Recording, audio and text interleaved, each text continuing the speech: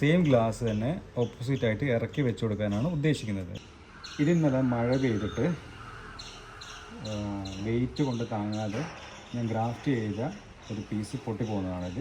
Flame റെഡിൻ്റെ ഒരു പീസാണ് ഇത്. നമുക്ക് വെറുതെ കളയണ്ടല്ലോ, അതുകൊണ്ട് ഇത് കട്ട് ചെയ്തെടുത്തിട്ട് ഗ്രാഫ്റ്റ് ചെയ്യാൻ ഉദ്ദേശിക്കുന്നത്. ബാക്കി വരുന്ന പീസിനെ മുള വരാൻ വേണ്ടിയിട്ട് മണ്ണിൽ കുഴിച്ചിടാൻ ഉദ്ദേശിക്കുന്നുണ്ട്. അതിൻ്റെ വീഡിയോ ആണ് ഇന്ന് ഉദ്ദേശിക്കുന്നത്.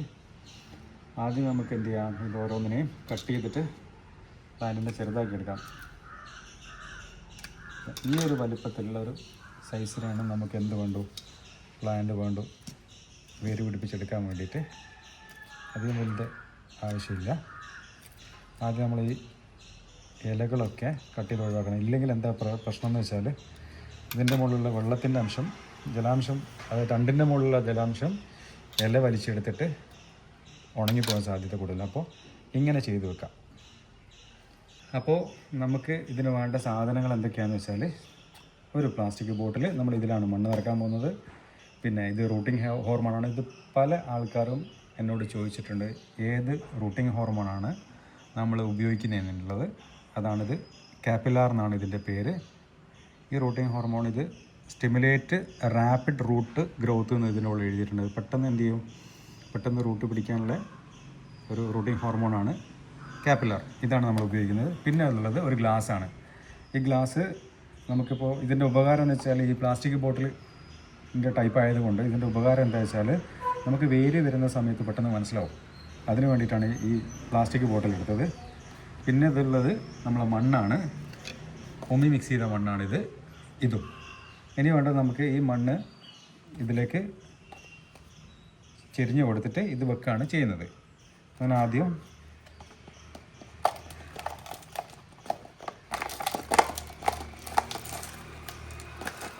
ഇതുപോലെ മണ്ണിറക്കി കൊടുത്തു. വലിയ കല്ലുകളൊക്കെ ഉണ്ടെങ്കിൽ ഒന്ന് ഒഴിവാക്കി കൊടുക്കുക. അതിലിറക്കി വെച്ചതിന് ശേഷം നമ്മൾ ഈ റൂട്ടിംഗ് ഹോർമോൺ ഇതുപോലെയാണ് ഉണ്ടാവുക, ഒരു വെള്ള പൗഡറായിട്ടാണ് ഉണ്ടാവുക. നമ്മളിപ്പോൾ അതിലേക്ക് ഇതിൻ്റെ എൻഡ് ഒന്ന് ഡിപ്പ് ചെയ്ത് കൊടുക്കുക, അത്രമാത്രം.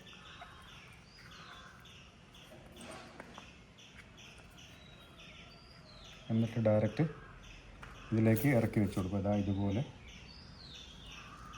ഇറക്കി വെക്കുക. അതിൻ്റെ മുകളിൽ കുറച്ചുകൂടി മണ്ണിട്ട് കൊടുക്കണം.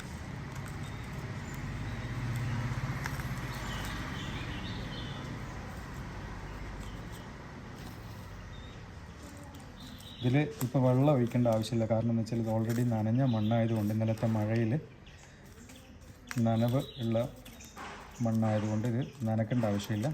അതങ്ങനെ തന്നെ എടുത്ത് വെക്കുന്നു, മാറ്റി വെക്കുന്നു.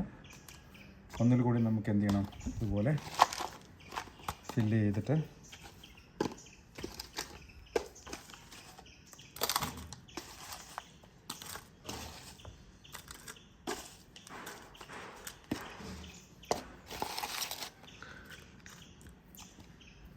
എടുക്കുന്നു. റൂട്ടിംഗ് ഹോർമോണിൽ ഇതുപോലെ ഒന്ന് ഡിപ്പ് ചെയ്ത് കൊടുക്കുന്നു.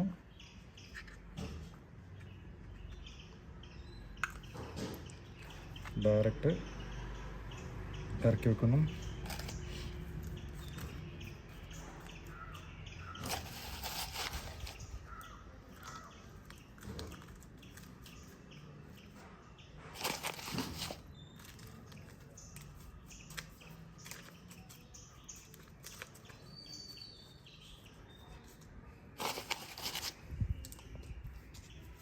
ഇത്രയും മതി.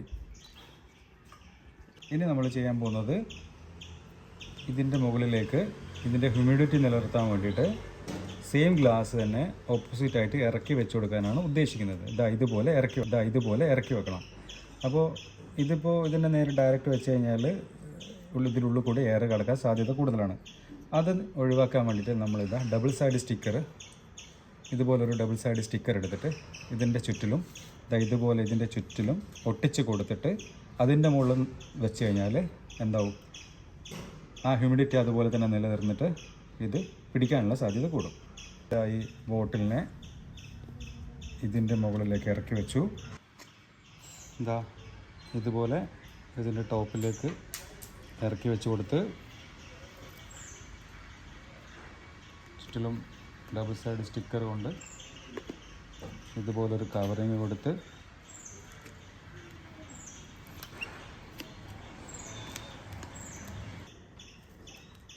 ഇങ്ങനെ വെച്ച് ഈ ടോപ്പിലത്തെ സ്റ്റിക്കർ വേണമെന്നുണ്ടെങ്കിൽ അയച്ചു കളയാം, അതല്ലാതുണ്ടെങ്കിൽ ഇതിങ്ങനെ തന്നെ ലോക്ക് ചെയ്ത് കൊടുത്താൽ മതി, അവിടെ കിടന്നുള്ളൂ. പിന്നെ എയർ കിടക്കില്ല.